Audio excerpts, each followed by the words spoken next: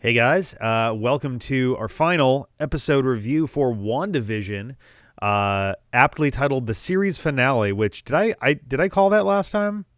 I'm trying to remember if I did. I might have. If I did, that make 2 episodes in a row that I got a cool call like that in. So obviously, if anybody's watching this that is concerned about spoilers, I definitely recommend not watching this video yet. It's the last episode of the season. Go and watch the actual show. If you don't care about spoilers, then welcome. So yeah, at the end of the previous episode, we left Wanda dealing with Agatha having the kids held hostage. She kind of had them held in place with magic. This episode gets a lot into a bunch of different kind of magic-y things, and kind of blurs the line between that and some other stuff, but we'll get there. So we start with, Wanda pretty much immediately gets the kids out of the way, gets them free from Agatha's control. But it seems like, so we finally get some clearer definition on what Agatha's deal is as far as her powers. Oh, I have to sneeze. Excuse me. So I don't know a ton about Agatha Harkness in the comics, but here it seems like her deal is dealing with, she can essentially absorb magic. It seems to specifically be magic, but because she absorbed the Coven's magic in the beginning of her ordeals, and she starts absorbing Wanda's magic here too, and it leaves her hand kind of charred and looking a little bit drained, like it's been in the same way as the witch's coven, that they all looked like they'd been kind of hollowed out, sort of. She has this same kind of very old look to her hand all of a sudden. But so Agatha makes it kind of clear that just using magic against her directly isn't going to work. And Wanda then follows up by hitting her with a car, which also doesn't really do much. We get a great little reference to the Wizard of Oz twice in this episode, actually. This is the first one, is her boots are under where the car was, but not her legs. So you see the boots sticking out, a little Wicked Witch reference. Later on, because I'm probably not going to wind up coming back around to it, when things kind of return to normal, the movie theater is kind of flickering between a couple of different things it's showing, and one of them is Oz the Great and Powerful. So 2 Wizard of Oz references together there. They didn't do There's No Place Like Home, even though there definitely would have been some opportunities here for that to have been in there. But shortly after Wanda feels like she's dealt with Agatha, we get to see our I don't know what to call him, White Vision, I guess. Apparently, in the comics, there is a character called Spectral Vision who looks a lot like this. I guess, strictly speaking, the actual Vision looked like this, and then the Spectral Vision is a Vision from a different universe who swaps bodies with the Vision, and he's more associated with the white version. But essentially what you have is the Vision's body, which had been revived by S.W.O.R.D. to be their weapon. So essentially, S.W.O.R.D. has more or less succeeded in doing what, about half of what Ultron was trying to do, which is create a new body, a living body that can be a weapon. So S.W.O.R.D. now essentially has an Ultron-like presence under their control. So shows up, says Wanda, puts his hand on her head, and then puts the other one and starts trying to crush her fucking skull, which, holy shit, wow, that's a lot. That's a lot to kind of throw into a Disney Plus show. But also, there's the reality of there's a part of me that's like, if the Vision was actually trying to crush someone's skull, and he had literally had their hands, their head in his hands, the lights are the intensity of the lights are doing weird things to the shot, which is why my hands look like they're in a fucking heat map. If he had someone like that, he could very easily just finish the job. So drama for drama's sake, but it was still just like a holy shit. That's a thing that they just did. He even says to her, and I was told you were powerful, and very domineering and scary, and holy shit. Thankfully, Wanda's Vision appears and just slams him away, and that becomes not a thing anymore. And that was definitely kind of a worrying moment there, but we kind of expected that there was going to be a lot of like one-on-one style stuff here, and you do kind of get that. We actually get essentially two copycat villains, where we've got Vision fighting himself, and we've got Wanda fighting another witch. We do finally get a follow-up to the ending of episode 7, I guess the stinger from episode 7, where fake Pietro confronts Monica. Snooper's gonna snoop. We get to see what's going on there. So she's actually been trapped in a house that we eventually find out is, oh boy, there's like 3 things that are all piled on here. So it is Agatha's house, except it isn't Agatha's house. This is fake Pietro's man cave, and Monica rifles around and finds out that his name is Ralph Boner. I thought it would be Boehner. I thought they were going to do like a thing where she's like Ralph Boner, and he says, Boehner or whatever, but like, no, his name is, I guess that is the real. So, wow, I got to step back again. Roots around, finds like utility bills under his name, Ralph Boner. So Monica's like, wait, this isn't her house, this is your house. So Ralph's house was kind of taken over by Agatha after Wanda moved in. And she used a necklace that he's wearing, and I would have to go back to other episodes. So Agatha's wearing her brooch, I think it's brooch. In every outfit that she wears. It's subtle, so it's not super obvious, but she wears it everywhere, including now when she's revealed herself. I would have to go back and see if Ralph's wearing that necklace in all of his different appearances. But Ralph has this necklace on, and once it's taken off, he's immediately let go from Agatha's spell, and he's telling Monica like, "Oh my God, please don't hurt me." Anytime she tried to escape, he had super speed, so he just went around and did that. So I guess also Agatha has the ability to give someone super speed in this, like, situation. Like, I don't know if Ralph retains any of that. There's also the question of, like, how Billy and Tommy's powers, I guess they're just sort of generated in the same way anything else in the reality is, but Ralph's super speed is an interesting one. But regardless, also, I called it. I don't feel like it was like a huge leap of faith, but I totally called it that fake Pietro is Ralph. So Agatha basically used Ralph as a cover. I mean, like my husband Ralph, so that she had a cover for the reason she was living in Ralph's home. And if anyone saw Ralph before she utilized him. It's actually kind of interesting how that works. She probably just like put him in the attic and just was like, oh, my husband Ralph, because it's like easy to do that. So Ralph also didn't get a fake identity exactly in the town. He got a fake identity when she decided to use him as a fake Pietro. So that's like a whole thing. There's some like not loopholes and not plot holes. They're just kind of like wobbly bits that are kind of like awkward how it works. But because this also means that Ralph was in the town, but not controlled by Wanda at all. Which like kind of makes sense in the fact that, he seemed a little aggressively like, what's going on every time there was a scene with him and Wanda. But it's interesting that she just never had control of him, even subconsciously. And I don't know. That's kind of interesting. I wonder what Ralph did for a while before he Agatha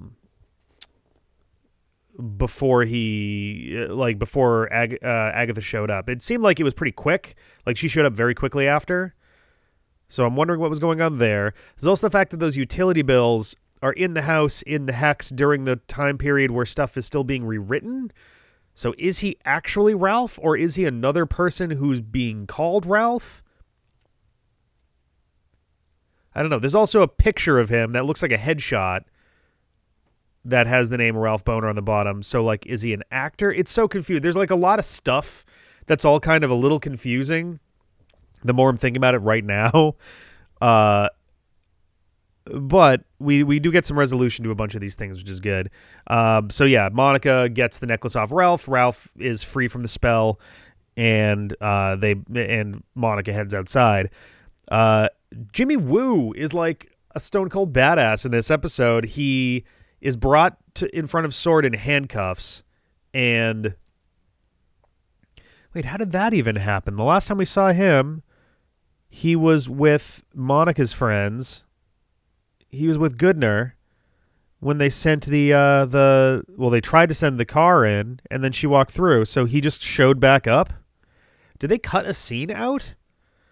I don't know how Jimmy wound up back in S.W.O.R.D. custody, because he's brought in front of S.W.O.R.D. in handcuffs, and Hayward just kind of admits everything that's going on, and while this is happening, Jimmy sees a phone and very carefully grabs it, like he turns himself and like lifts it with his hands behind his back and like holds on to it. I thought at first, because the phone was ringing, I thought at first that he was answering the phone so that whoever was on the other side could hear what Hayward was saying, because Hayward was definitely doing like the evil speech of like, it doesn't matter what happens, whichever vision comes out, they'll believe is the real vision, and that's our vision, and it'll be our weapon, and I did all this, da-da-da-da. I figured that his confession was being recorded or transmitted or something, and no. But Jimmy kind of bluffs anyway and is like, yeah, well, that's really great, but we'll see. I mean, the FBI is going to be here within the hour, which Hayward's like, you're full of it, and he says like, oh, am I? And so Jimmy gets, thrown somewhere else, and he uses a safety pin, which I don't know where he had that on him, but uses a safety pin to release his handcuffs. What does he say during that? He goes like, flourish. So he's clearly a big sleight of hand magic fan now, thanks to Scott Lang, which is kind of a neat personality trait for him. I like that that's just like a thing that he's both interested in and actually legitimately good at. It's not the first time it's actually mattered here. But so he makes a call to Cliff, who is probably his like field, the like field office manager or whatever, or like his regional supervisor. So I don't know how the hell the FBI structure works. But tells him like, hey, you need to be here like within the hour, maybe, please. And so that's the whole thing. So we get a moment where Wanda gets brought into the town square, or she goes into the town square to try to find Agatha, where Agatha tells her a few really interesting things. One is that the book that was in her basement is called The Darkhold. It's the Book of the Damned. It's essentially like a holy book to witches kind of deal. She says that there's an entire chapter of The Darkhold dedicated to, well, she says you to Wanda. That would imply that it's the Scarlet Witch, not Wanda specifically, but there's a chapter on the Scarlet Witch, and she says that her magic, and again, just because she says it doesn't mean she's right, but she says that Wanda's magic exceeds that of the Sorcerer Supreme, which would be Doctor Strange, and while that's, potentially debatable, I think Wanda is more than likely the stronger of the two. I think Wanda is probably the strongest character in the MCU right now. The only one that I could see as maybe being stronger right now is Captain Marvel. And even then, I really don't know, because Thanos was doing a pretty good job of beating her down, and Wanda pretty trivially was like dealing with Thanos until the bombing like stuff went down. What the hell is that called? Airstrike.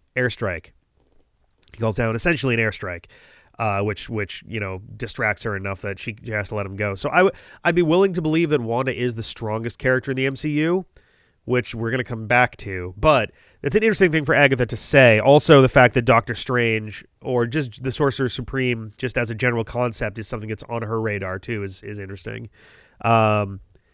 There's a point, so the two Visions go and fight. I think they wind up in the library, which is kind of fitting for what's going on. But they keep fighting, and Vision has already kind of said before, like, they went up into the sky first, and Vision's like... Visions is like, hey, is there any way that we can kind of talk this out? And the White Vision is like, I was programmed. I came here to destroy. What was it? Wanda Maximoff must be eliminated. You must be destroyed. And he says, I know that. Just kind of an interesting, like, Wanda's Vision is well aware that he's on borrowed time. But so they wind up at the library, and Vision asks the White Vision directly, like, hey, why are you doing this? And the White Vision says that he was programmed to destroy the his programming was so that he had to destroy the Vision. And Wanda's Vision, kind of correctly says is like, but I'm not him. I'm not the Vision. I'm, I'm a, what was the word he used? It was like, not like created, but he was like essentially like a fake Vision. Like he's not the real one, which got Spectral Vision to kind of pause for a second and think about it. And they stopped fighting. And the thing that the scene that everybody, this is kind of the scene that everybody's really talking about right now, just because it's such a, like, it was kind of out of nowhere, but it's one that makes a lot of sense here, which is Vision asks, this is also an as you know scene, but Vision asks the White Vision if he's familiar with the ship of Theseus, which the White Vision is, who then also, which means, yes, they both know, but now White Vision's going to tell the audience, and also, I guess, Vision. But so if you're not familiar with the ship of Theseus, the idea is, and I don't, I've heard different versions of it. The one that I've heard is that, so the ship of Theseus is sort of told as a sort of story with a like weird meta kind of question that goes with it. But so it's a ship that over time, like many ships, there are parts of it that need to be replaced. So it's a wooden ship, and over time, different boards, different slats, the mast, the sails, the oars, the bow, all these things are like bit by bit, there's different pieces of wood that are being replaced and put on there. And by the end of it all, after many years of sailing and repairing, every board on the ship of Theseus has eventually been replaced. So if none of what's on the ship right now is from the original ship anymore, if everything has been replaced, is it still the ship of Theseus? So I feel like I'm getting part of kind of the angle to that sort of wrong, but the idea is it's less the question implies a different question. The question itself is like, oh, is it still the ship of Theseus? But that's not really the important question. The important question is, regardless of what the answer to the first one is, what makes the ship of Theseus the ship of Theseus? Is it the wood that makes it the ship? Is it the fact that it is just a ship that belongs to the guy? Like, it's a question about like identity, basically. And so the White Vision kind of understands the point that Vision's getting at, so Vision says, like, I look like him and I act like him, but I have no memories. I didn't exist before. I'm not that person. And White Vision equally says, like, I don't have memories of that time either. So I'm also not Vision. So even White Vision basically says, like, so the regular Wanda's Vision, it's so hard to refer to these two characters when they're in the scene together. Wanda's Vision asks him essentially, what is the ship of Theseus? And he furthers it by saying, if all of the wood that was taken off the ship is cleaned up and fixed and the rot is gotten rid of and is used to build a new ship entirely from the original parts, is that the ship of Theseus? Or is the repaired one the ship of Theseus? And White Vision's like, neither are. Both are. So he kind of sees the sort of paradox in the question and in the like framing of it. And so yeah, White Vision says, like, well, I don't have memories of the Vision either, so I'm not the Vision. But Wanda's Vision tells him, is like, you may not have the memories, but the data is still there. And the White Vision even acknowledges that it's being kept from him to make him easier to control. So he's starting to understand, like, he still has that nature to him that is very human, but it's just buried so deeply because he doesn't have any of the experiences that, the original Vision did. So Wanda's Vision, goes and he touches the crystal on his forehead, which is also, there's the whole question of, like, how exactly is he being powered right now? Because all of his powers originally were the result of being powered by the Mind Stone. So I don't know what this thing that's in his head is, but it's apparently powering him enough to still, fly and shoot lasers and phase. So, but so he does that, and we see a bunch of images from Age of Ultron and Infinity War. And I don't know if there was any Civil War in there as well, but there were at least the two, Avengers movies that were there. And so White Vision remembers who he is, and his eyes go back to normal, and his crystal turns yellow, and he kind of acknowledges, like, I am Vision. And he just kind of flies off away. Interestingly, that's the last we see of him. We don't see him again for the rest of the show. So the original Vision is back, sort of, shockingly. I was honestly expecting that of all of the characters that would stay dead from all of the everything that's been going on, that Vision would stay dead. But alas, here we are. Maybe he'll be involved in the first Phase 5 project, since he was involved in Iron Man and Iron Man 3 and Avengers, Captain America Civil War. Who knows? So he flies away, and Wanda's Vision heads back to help with Wanda. And you know, they deal with stuff. Sword shows up. Oh, actually, I'm sorry. I'm like kind of skipping ahead here. So while in the town square, Agatha starts releasing the townspeople of Westview from Wanda's control, and they turn on her. They're like, "My daughter, she's 8. Can I please just see her? I need to hold her or something." And eventually, Wanda's like, "All right." She starts pulling down the hex, and she's like, "You guys have to leave. Just go. And they try to leave, but as this is happening, Vision comes back and starts disintegrating because he's a product of the hex. Also, Billy and Tommy come to try to help, but they too are literally just falling apart, like piece by piece, because they're also products of the hex. So Wanda closes and seals the hex back up again. So now the family's alive, but the hex is closed again. It was just long enough for Sword to get in, because they saw there were big gaps in the corners of the hex. So now Sword approaches, and now they're just like dealing with a whole bunch of shit at once. What order did that even happen in? Okay, yeah, all right. So what? Okay, yes. All right, I'm just like, I've got two of these things mixed up. So Sword approaches, and now we've got, so I jumped ahead slightly. There's a point where literally, here's Agatha, well, I guess for you guys, here's Agatha on the right, here's White Vision on the left, and then Sword shows up. So now they've just got tons of people here to take them out.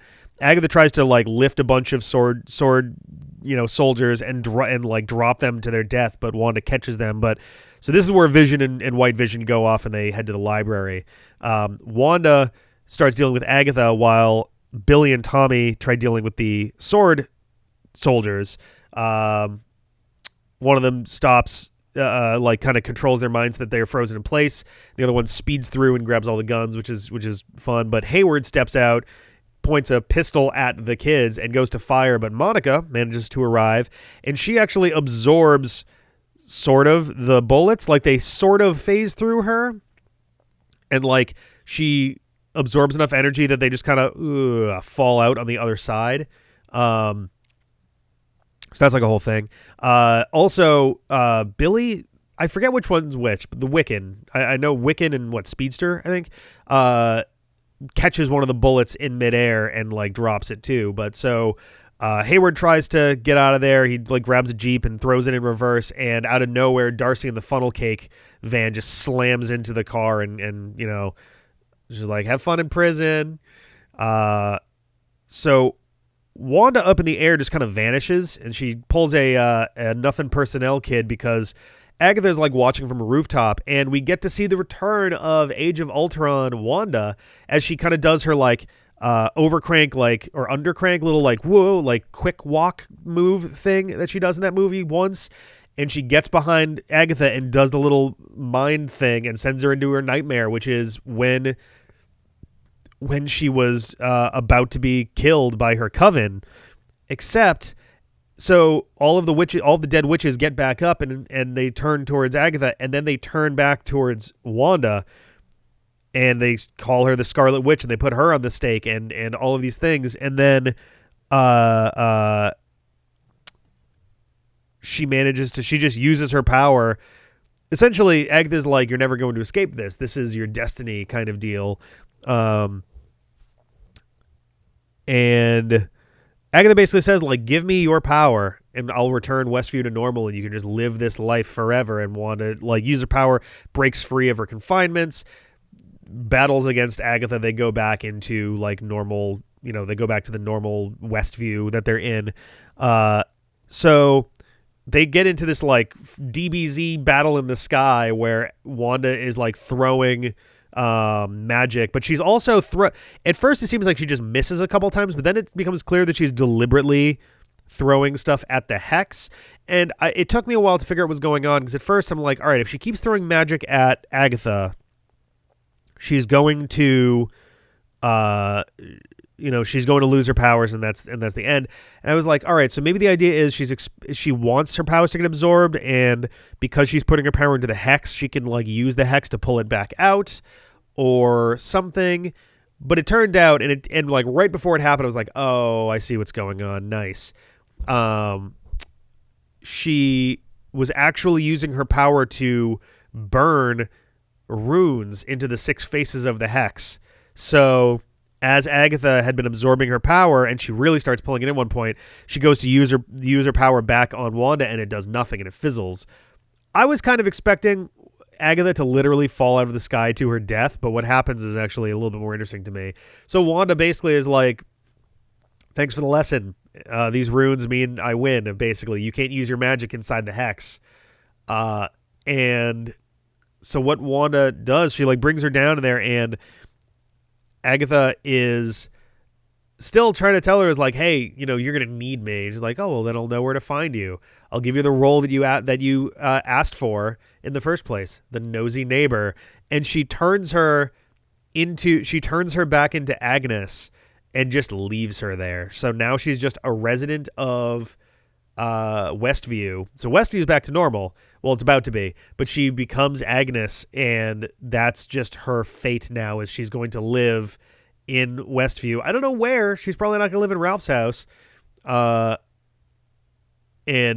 that's the thing, is that she's now permanently locked in for that, which Agatha is like, it's like, this is cruelty, and it's just kind of like, tough shit, not to mention you had 400 years, deal with it.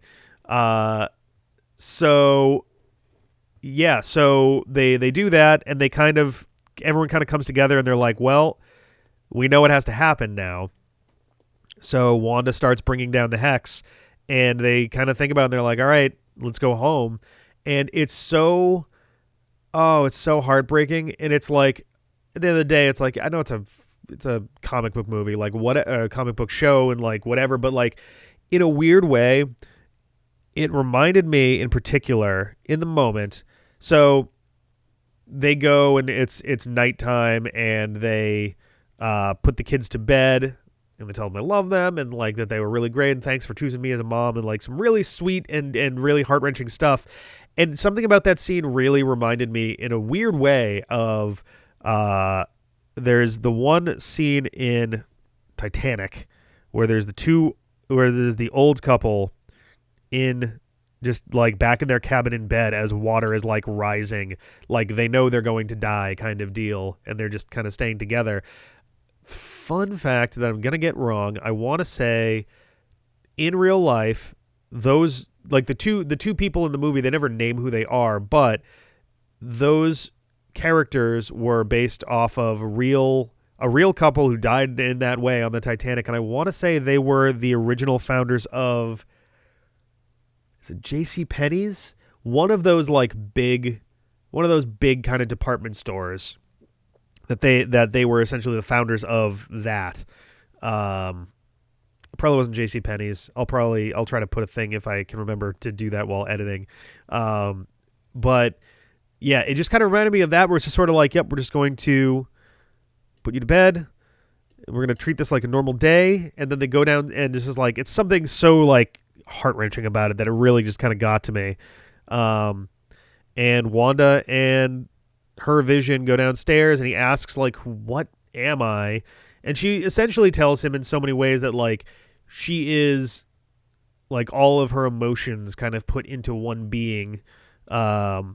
And in two particular senses, he is the Mind Stone, whatever is left of the Mind Stone that's in her, and also, that he is her love, like kind of given form.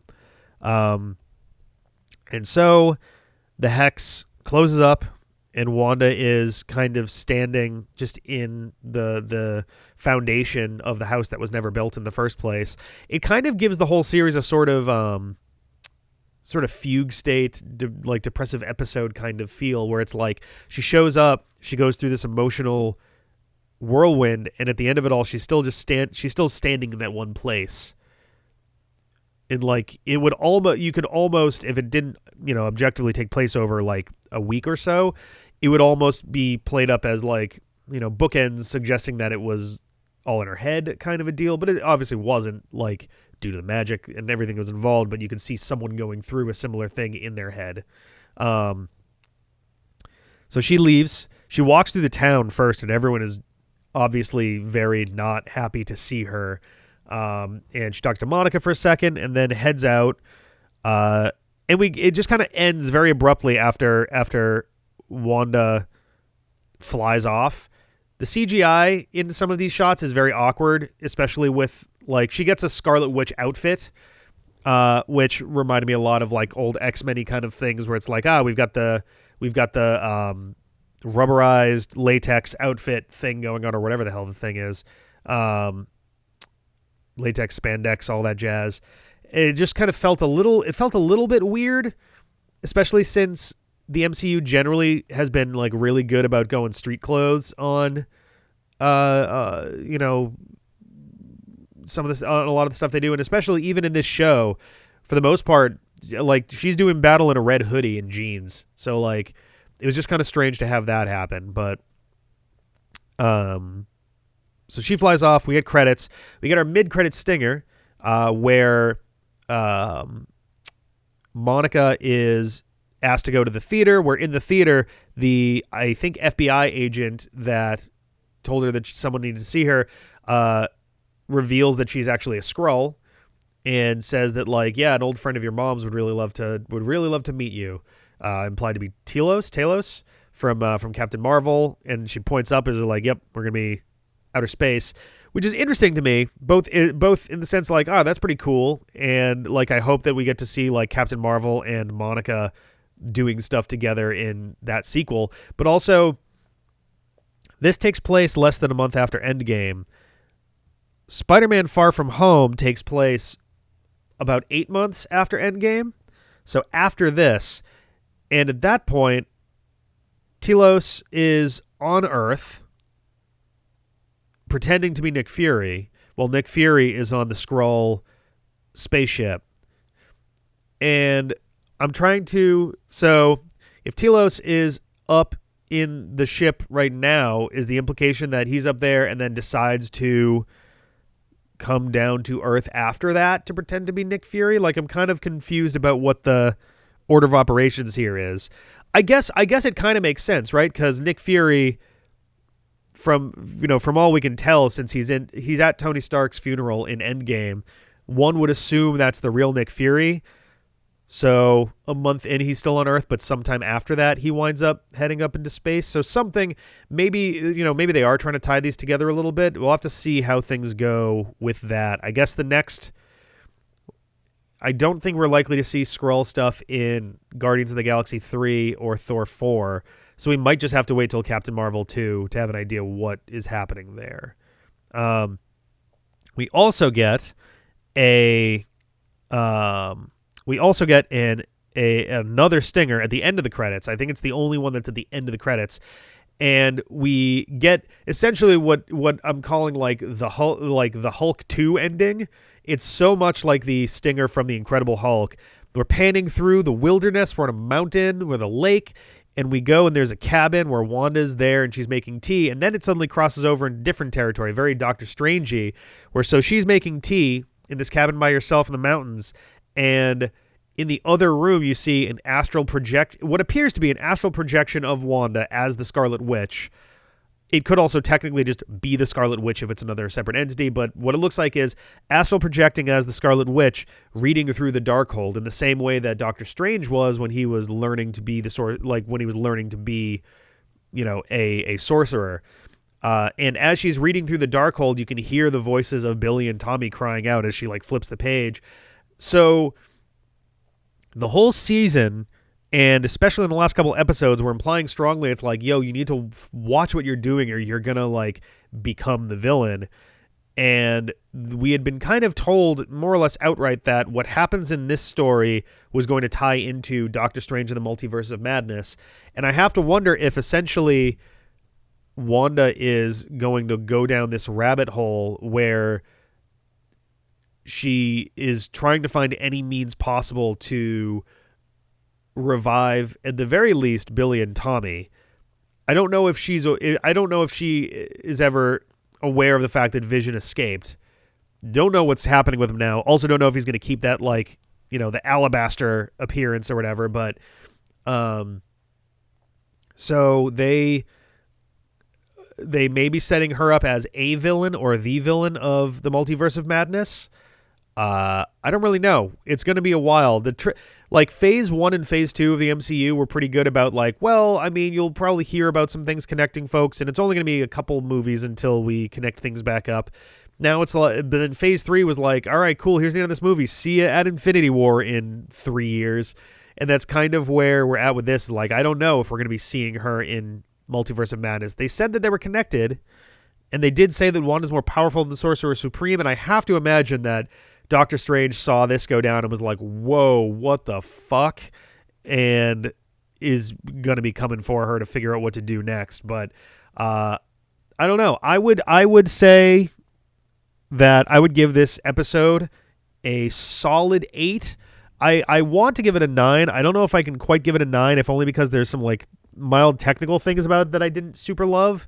The CGI in some spots was like really rough, like weirdly off. Both Vision fighting himself had some awkward moments. The shot in the wilderness that closed in on Wanda, you can see Wanda from so much further out than you really should based on the cabin around her. Like, obviously they shot that on like a closed set and they're green screening and doing all that, but like something about it just looks super off. There's a lot of bits to it that seemed strange to me. And like it was a very good episode, but there were some like weird loop, like plot hole-ish style stuff that I'm still trying to wrestle with. But I feel like 8 is a pretty solid score for this. I think I could even maybe give it like an 8.5, but I want to stick with the whole numbers if I can. So that is our whole season of WandaVision. I'll probably show the ratings on the screen so you can kind of compare how each of those episodes went. I am really looking forward to where her story goes from here. I'm curious when we're ever going to see Vision again, since now he is, out of sword control as far as we can tell. At the very least, there's also the possibility that he destroyed himself. Since his programming was set to do that, it's a question of whether he's still a slave to that and realizes he is the Vision and destroys himself, or if he is freed from their grasp again. So it's kind of hard to tell. So we'll have to see where that goes. I'm very interested. The next series that's up in 2 weeks is The Falcon and the Winter Soldier, and we're going to do the same thing here, the same thing there that we did here. We're going to cover those episodes as they come out, and I'll give my thoughts. I think it's interesting. I feel like, obviously there are MCU fans that'll watch anything that comes out, which includes me, but I feel like, WandaVision and The Falcon and the Winter Soldier are going to have two just such different audiences that they angle for. So it's going to be very interesting. And then we've got Loki coming in June. And I don't know what the deal with What If is, what their timing there is going to be. It's sometime in 2021, so it'll probably come after Loki's over. But yeah, so I really liked this. I was a big fan. The show was pretty cool. It was a great study on grief. And they really kind of outright, Debra Jo Rupp as Mrs. Hart even says directly to her when everyone is freed from her control, is like, your grief is poisoning us. Like everyone's been having Wanda's nightmares for the last week while they've been stuck under her control. Like they're all kind of stuck in her head and it's destroying them mentally. And we never did get to see the two people from the commercials outside of the commercials. That's kind of a bummer. That's a shame. I was hoping we might get to see them in the end, but we didn't. But yeah, so there we go. That is the season. I hope you guys enjoyed it. I hope you guys enjoyed this series of reviews. If you have comments on the show and also comments on this set of reviews, I'd love to hear them. if you have recommendations for things you'd like to see me cover more or less, I would love to hear those as well, especially moving forward into more of the MCU Phase 4. So thank you guys so much for watching. Hope to see you guys in the next show, and I'll catch you later. Bye.